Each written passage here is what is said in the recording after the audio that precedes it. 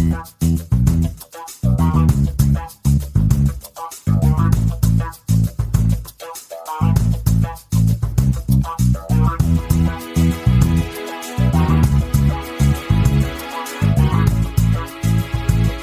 I am Renee and welcome to the LightWork Podcast, a space for conversations about leadership, purpose, growth, and the deeper work that shapes who we become. LightWork is the inner work that grounds us. It's the full alignment of who we are internally with the life we are building externally. LightWork is across generations, and everyone is always welcome to have a seat at the table. As my father used to say, we can always throw another box of pasta in. Through this podcast, I'll bring conversations with leaders, visionaries, builders, athletes, survivors, and everyday people. We'll explore what it truly means to move beyond achievement and live with intention and significance. In today's episode, I am joined by my husband, Chris, for a conversation about prostate cancer, fear, healing, and how life changes when you're forced to face your own mortality. Prostate cancer is something many men quietly walk through, usually silently, and frequently without enough open conversation about what it actually feels like emotionally, mentally, physically, and relationally. Chris has faced prostate cancer not only once, but twice over the past 6 years, and about 1 in 8 men will be diagnosed with prostate cancer. It's a very common cancer, and it is the second leading cause of death in men. So today we're going to have an honest conversation as a husband and wife about the diagnosis and beyond. We'll talk about fear and uncertainty and how a cancer diagnosis impacts marriage and a family and what support truly feels like. We will get Chris's thoughts about what he wishes more men understood before they ever hear the words, "you have cancer." This conversation is not only for men facing cancer or prostate cancer for that matter, it's for spouses, partners, children, friends, and caregivers, and who walk along someone they love. And, cancer changes more than the body. It changes our perspectives, priorities, relationships, and often the way we choose to live moving forward. So let's get started. Welcome, honey, to the show. You're the third family member. So we've had our son, our middle daughter. Why was I the third, not the first? Well, what the heck? Let's see. I don't know. You were a little bit. You said you needed time to get your head straight. So, well, I was thinking about this today, and I think navigating through this, I was, I think it'll come out in the conversation, but I think I'd give us a B+ of how we navigated this. Okay. So I was thinking about that. But, before your diagnosis, how did you view your health, and did you ever think that cancer would be something that you would hear? No, I mean, I have always been a workout guy. Since I was in high school. So I never really thought that was something I had to worry about. I always kind of thought that's for people that, maybe genetically are predisposed to that, or maybe there's lifestyle issues or other things that go on. So I really didn't have any idea that was coming. Neither did I at all. We eat clean, work out, try to do the right things. Yeah. So that first diagnosis, we're sitting in the doctor's office. They're showing us those little charts. What was the thought that crossed your mind when you learned you had cancer? Well, it started with I turned 50 in 2019, and I went in for a well check.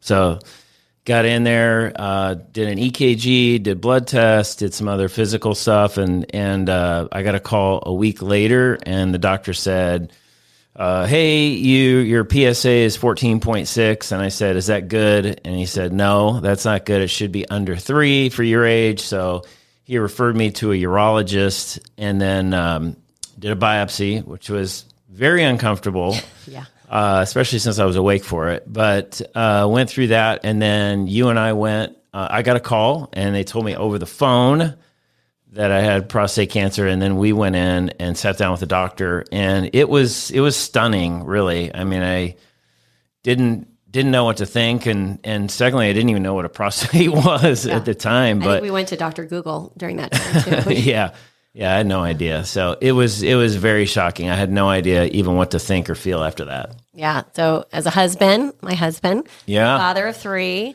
what do you think? What would you wish more people understood about the emotional journey of getting that news?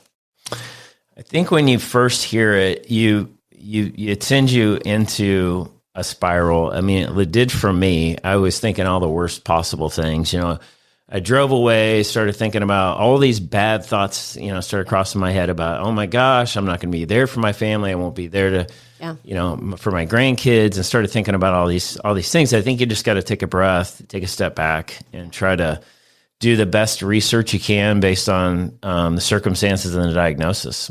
Well, and it's too type A. I remember standing outside in the parking lot, getting our cars, and you're like, I've got to get to an appointment. I'm like, I've got to get to a call. And we hugged, had a little tears, but then we were like off and running like it never happened. Yeah. Yeah. I pulled over in a parking lot after that. Yeah. And let my that wasn't a good idea. I should have gone home. Yeah. But I think that was one thing. That's why I'm giving us a B and the more will come out. So we've got the initial diagnosis and treatments. Yeah. How hard was that journey? I'm going to let you answer first, but all the doctors, all the opinions, once you were open to some people, everyone had an opinion of what you needed to do. How hard was that about deciding those next steps? I've been in the insurance business, the employee benefits business for 30 years. And so I have always told everybody, hey, go in and, get your well checks, get your blood work, do all those things. So I had been preaching that. I did it, got diagnosed. And then I've also said that, hey, get with a good primary care or get with a doctor, let them direct your health care. My thought process completely changed over that period because, as they say, if you're a hammer, everything's a nail. And so depending on who we'd go to, we went to a surgeon. So the surgeon was like, let's do surgery. Went to a radiation oncologist. They want to do radiation. So every doctor or specialist that we went to, whatever they did, that's what they recommended. And so I didn't really appreciate that. And it really, all those years of being pretty healthy and then now getting diagnosed with cancer, to think about the healthcare system failing me in a way that they didn't say, okay, well, you're 50 years old. Here are all the options for you. It was like, this is what I do. This is what you should do. Everything was siloed. And it was like, how are they going to make money on the treatment that they're going to provide for me instead of, based on my age, the outcomes, the side effects of whatever the choice is, because that's a huge decision that you have to make, whether it's removal, radiation, HIFU, all those things. There's lots of them. And so insurance too, like insurance didn't cover anything at that time either. We were very lucky we could come out of pocket for the first treatment path you chose. Mm-hmm. Yeah, so a lot of research, a lot of phone calls, a lot of meetings with doctors, and then a lot of praying with the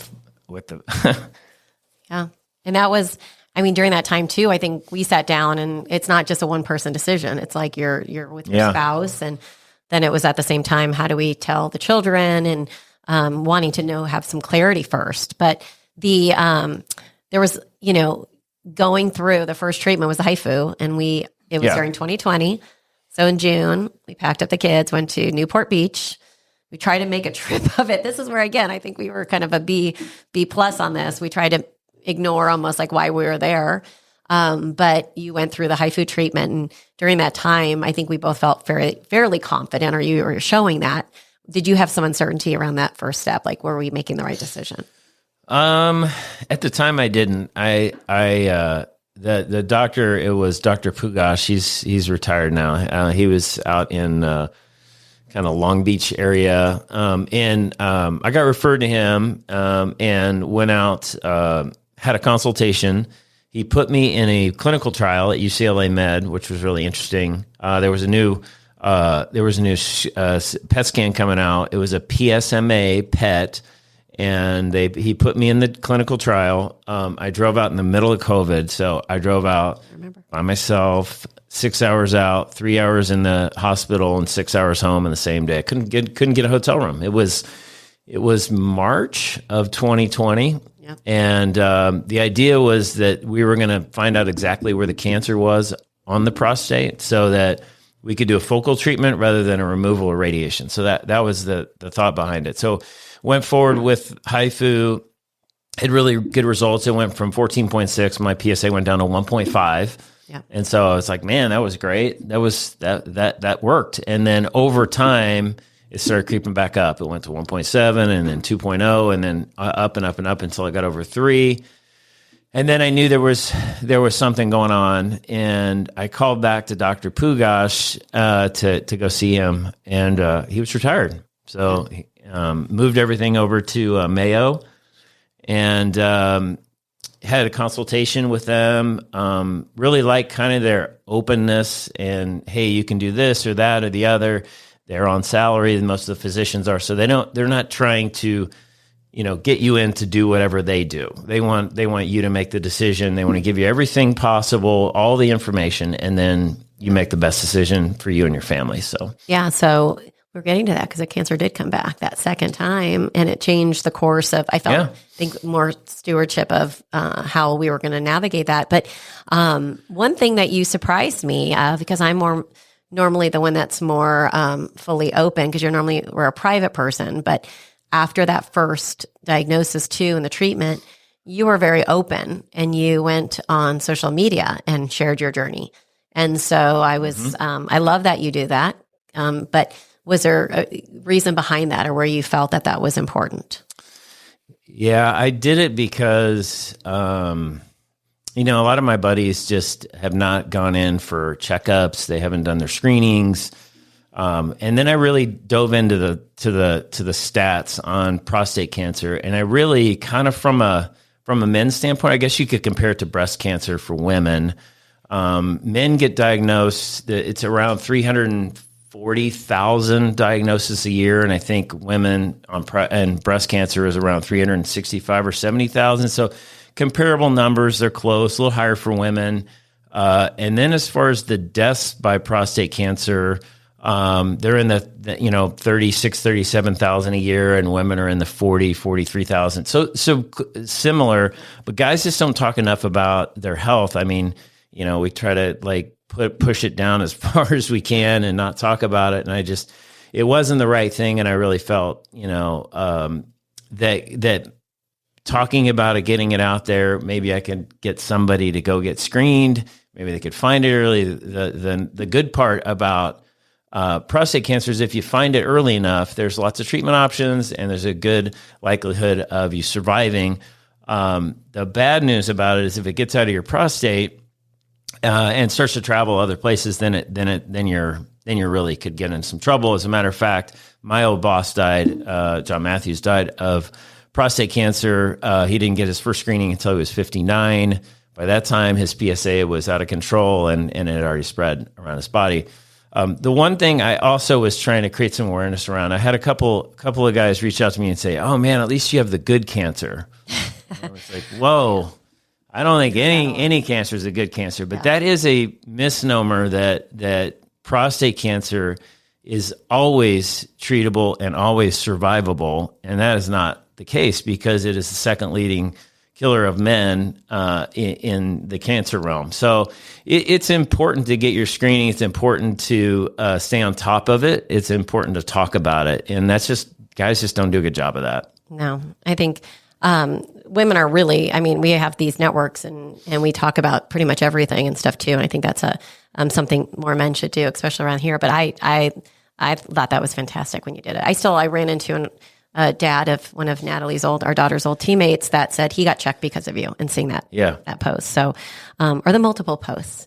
So we've got lots of that, I think, too. And you also sat down with a lot of men and talked to them. Oh man, a lot. I was writing their names down for a while. I think it was north of 30 guys that I've met with because of the posts. And I wish I'd kept that up because I just met with somebody the other day about it. So it's I've gone through a lot. I've gone through clinical trial, HIFU, which is high intensity focused ultrasound. I've been through a TERP, which I can talk about. I've been through radiation, lots of blood work, lots of exams, lots of biopsies. So the best thing I feel like I can do is pay it forward and help somebody else that's in that situation, because when you get diagnosed, the first thing you think, I just got to get it out of me. Yeah. I'm going to get it removed. And maybe that's not the best option. Maybe it is, maybe it isn't. But, I can kind of help someone, if I can help someone understand what their options are. If they are in a hurry, should they, could they do some genetic testing? What level are they at? What's their Gleason score? Those kind of things. So well, you just talked to a family member and who just got through treatment. Yes. And I just gave your name to somebody else, a friend's dad who's gone through it. So so like when you mentioned too, going through it again, it came back when the Gleason, your PSA started going up and we started going to Mayo. And if you could share a little bit emotionally of how that felt when it came back and just even go through treatment. It was at a time that we had sold our 2 businesses. I think, we almost ignored the fact I felt that cancer came back. And I think for us, it's 2 type A personalities. We plowed through it versus taking a breather. And I think you needed it more than, I as a spouse. But how did you feel emotionally when knowing it came back? Did you feel like you needed to keep it privately? Did you feel differently emotionally? It was a tough time because we had just sold, and I really wanted to put everything I had into the new relationship, and that was a gut punch for sure. And the crazy thing is, I did a biopsy, so my PSA was going up. I went to Mayo. They do really extensive biopsies, like you go under instead of 12 core samples, they did 24. They really wanted to find out exactly where it was. And so it was a really extensive biopsy, but I would say that the downside of the trouble with it is I found out it came back through my patient portal. So I logged in, pulled down the report, and just said, holy crap, I can't believe that I have a Gleason 8 and it's back. Yep. And so I thought there was a chance that it was back, but I didn't hear it from a doctor, didn't hear it from a nurse. I heard it or I read it. So that was a little shocking. And then then it was full steam ahead. Had to figure out, it was more aggressive. If it was a Gleason 9 or 10, that means it's outside the prostate, and then you're going to be chasing it.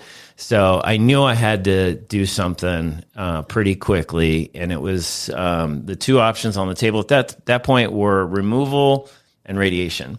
And I was exploring some other options, but the advice from Mayo was, you probably need to stay in the traditional route because of the aggressiveness of the cancer as it came back. Yeah. It's almost like it's happening outside of you, or at least I felt like as a family, like we were in a movie, and it wasn't really when we were in those meetings and talking. I remember when you called me and told me, and instantly I started Googling and just started looking it up. But that going through the treatment, that was 6 weeks of radiation. I don't think anybody even realized to the extent, because you just kept plowing through. You would go first thing in the morning and then outwork everybody in the office and clients, and everybody kept calling. I think you just plowed right through it. And I think, where I think that we could have done better and I could have done better was helping you slow down and realizing like, okay, you can actually rest. I think when you have 2 type A's, I think it doesn't really help. What do you feel allowed you? Because anyone who saw you, I know when people would see you, they'd be like, Chris looks so great. Like, he doesn't even look like he has cancer. Like, they were always waiting to see you look frail. And I heard it all the time. Like, I saw Chris, but he didn't look like he had cancer. And like, I don't even know what that even means anymore. But the things that people say, I think they're well-intentioned. But what helped you stay strong during all of that? I would say staying busy, and maybe that was to my fault too, because I scheduled the radiation. It was 28 rounds, 7:30 in the morning. I would go to the gym at 5 a.m. and then I would come home, shower, walk the dogs, head to Mayo, do my treatment. Sometimes I would be on the table for 15 minutes. Sometimes I'd be on there for an hour. There's a rule with radiation, it's a full bladder and an empty bowel, and that is not easy to do sometimes, so you end up staying in there for a while. Then I'd go from there straight to the office, and I'd work all day, then I'd come home. And I think the busyness kept me from thinking about it so much, but I think the other part is maybe I didn't give my body a chance to rest and take some time off, and I just kind of plowed through it. So Mayo, the care team was great. I also didn't want the kids to worry, so I didn't want to come home and, Dad's laying around or he doesn't feel great or whatever. So by the end of the week, it was a Monday through Friday. By the end of the week, I was pretty beat up. I was pretty tired. Sometimes, you can get some burning on your bladder. So when you go to the bathroom, sometimes there's some pain there. There's some other side effects to it. The other thing is I was on Eligard, and Eligard is a testosterone suppressant. And so Mayo immediately put me on that, and then we started the radiation a month after. And that stuff is brutal. That kicked your booty. Oh my gosh, that is brutal. So what it does is it lowers your testosterone level to nearly zero. I think mine got all the way down to a 6. Yep. And I think the number is 240 to 800 is the range normally for men. Well, right. So mine was at 6. And you were still going to the gym. Well, I was trying to really hard to work out and get a good workout when your testosterone's so low. But I just knew I had to do that. Well, the brain fog, the fatigue, the night sweats. We'd be sitting in church and you'd just be sweating. Oh my gosh, that was so brutal. You were totally a rock star, though. Oh my gosh, you were a rock star. Horrible. So we are going to talk about, and this is where, as a family, we play games of what do you like about me, what do you not like about me. So we have thick skin, and so I'm going to put you in the hot seat when we talk about as we're navigating this. And so, there's going to be people that are listening that personally are going through the journey themselves. Maybe it's their spouse, maybe it's their parent. When you look back from your perspective, were there things that you felt and you would recommend other spouses to do that maybe I did well, or things that I did that maybe, weren't what you liked, or I'd love to hear. I've never asked you that. So I think the one thing the mistake I made was I didn't tell the kids right away. And I think the reason was I didn't want them to worry. I wanted to get a treatment plan so I could be like, okay, I've got this prostate cancer, but here's what I'm going to do. And then kind of give them that path so that they weren't kind of freaking out and, crazy. Oh, it's unknown and oh my gosh, and they don't know how serious it is, whatever. It just felt better to have that. But I think that was a mistake. I think I should have told them shortly after I got diagnosed and sit them down and have a conversation. I kind of said it in the car on the way to the airport, which was all three of them were in the back seat. Yeah. Yeah. Yeah, that was kind of weird too. But so after that, I pulled each of them aside individually.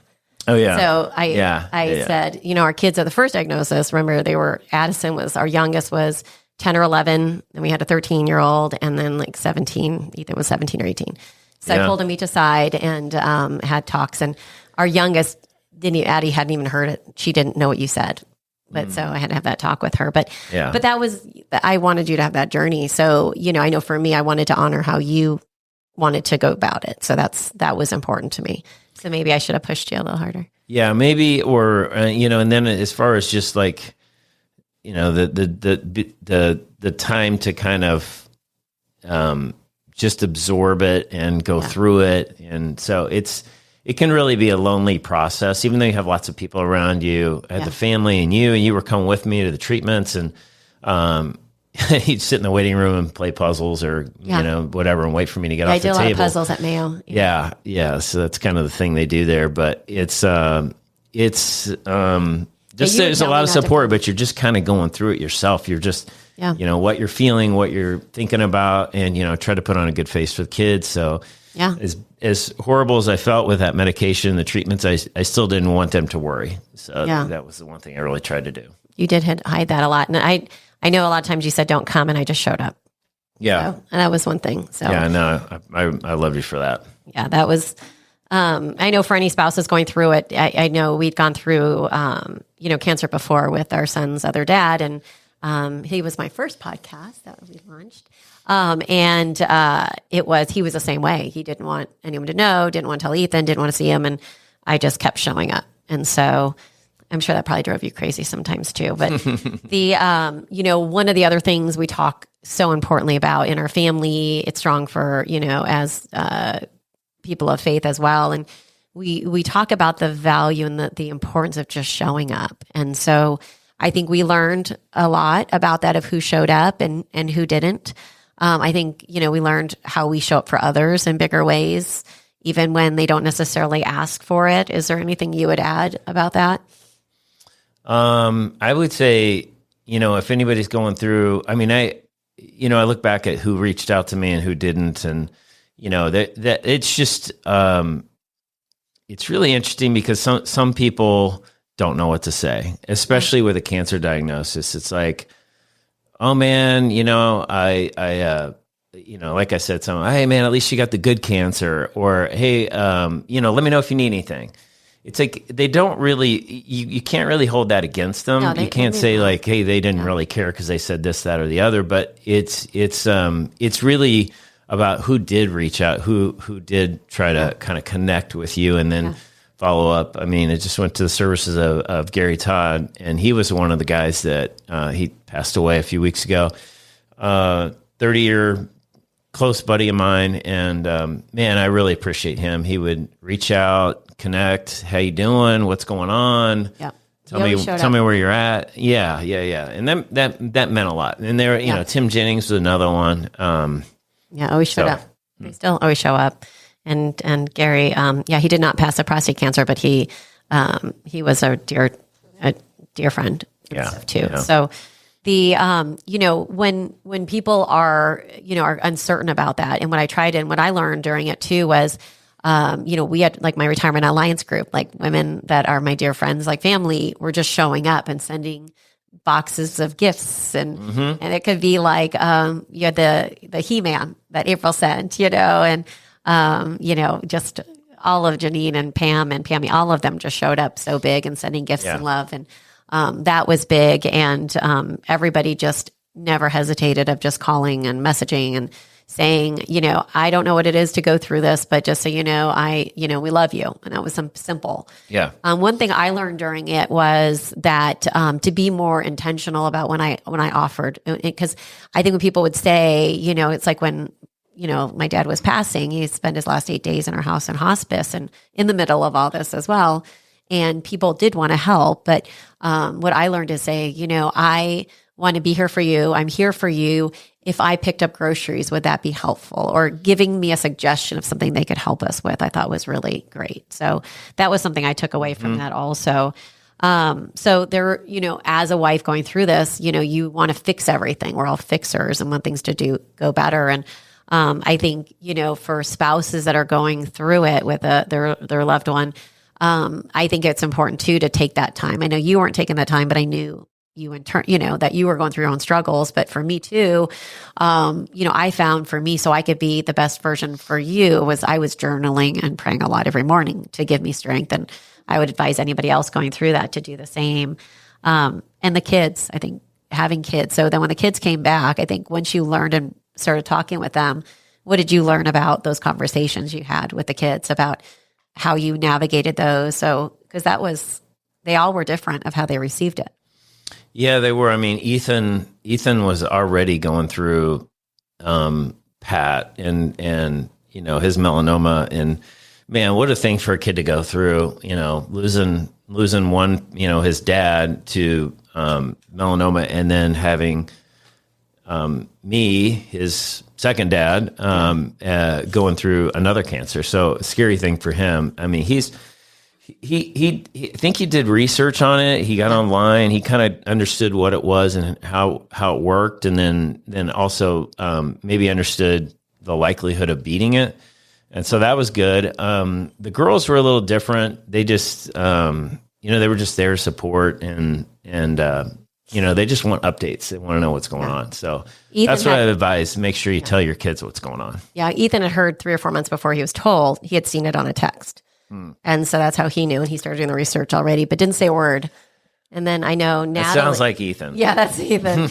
And then our youngest was like, can I go to the appointments? What can I do? Yeah. She wanted to help. And she's like you. She's a fixer. Yeah, she's got her lists. Yeah. And then our middle one was like, just don't lie to me. Just give me, tell me when he has an appointment. So, if you, going with other couples walking through cancer today, and, where I look back and say, what we could do better. I'd love to hear from you. Like if we were sitting with another couple at dinner and they were going through this, but they were at the earlier stages, what advice would you give them? I would say, one, they just, they're going to go through some things. There's going to be some things that are going to happen, post-treatment too. So you have to understand all of the treatment options, but more importantly, also without rushing into anything, understand what the consequences, I guess I would say it that way, of there's incontinence, there's erectile dysfunction, there's other things that happen based on whatever the treatment plans are. So make sure that you are all good and understand all of those instead of rushing into a treatment, whether it's radiation removal, the TULSA-PRO, HIFU. There's lots of new treatments out there, and there's new ones coming. So I would say take a step back, take a breath, figure out, do all your research, meet with as many doctors as you need to get comfortable with whatever your decision is, and then just support each other all the way through. Yeah, I think be a team. And I always say that slingshot, someone had mentioned that to me about the slingshot, take a step back to launch forward. And I was always envisioning that. So now, did cancer change how you viewed vulnerability? Oh man, I thought I was invincible, right? I just go to the gym and, do whatever. I really never had any major injuries. I had a few as a wrestler in high school, but as far as like major injuries, I never broken a bone. I've had some stitches here and there, but I kind of felt like I'll just keep doing what I need to do. I'll go to the gym. I'll try to eat right. Yeah. Try to not have too many cocktails. Yeah. And I'll be fine. That didn't adjust very much after that. Yeah. But I would say, that's not the case. Yeah. Our bodies are very fragile. There's things going on. There's cancer in everybody. You need to keep your immune system up. You also need to make sure you go for your regular checkups. You need to stay on your health. But I would say, the human body is pretty fragile, and I felt that way after the diagnosis. I thought, man, how did that happen? How did I get it? But the ironic or crazy thing was, I got diagnosed in August of 2019. My dad got diagnosed with prostate cancer just months before in the same year. So was I genetically predisposed to that? When my dad got diagnosed, he was 82 and I was 50. So that seemed odd to me too. But, I've got a brother that's 9 years older than me, and he kind of sits in the middle there. But maybe genetics, environment, there's lots of different factors that could cause a cancer. But just stay on your health and understand that there's a possibility that could happen. Yeah. So, going through this, what became stronger through this? I think my faith became a lot stronger. I really got into the Word a lot more. I've been, I got into a couple study groups. I've been mentored by guys like Trevor McDowell, who is a good friend of mine.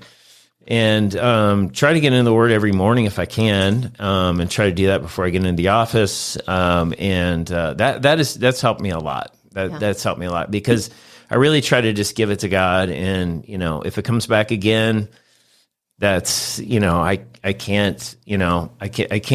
I just have to be ready to deal with that. But as far as the worry, I have to give the worry to God, and that's helped a lot. I think once cancer comes into a family, you're constantly looking in the rearview mirror, everything that you feel pain and immediately mind goes there.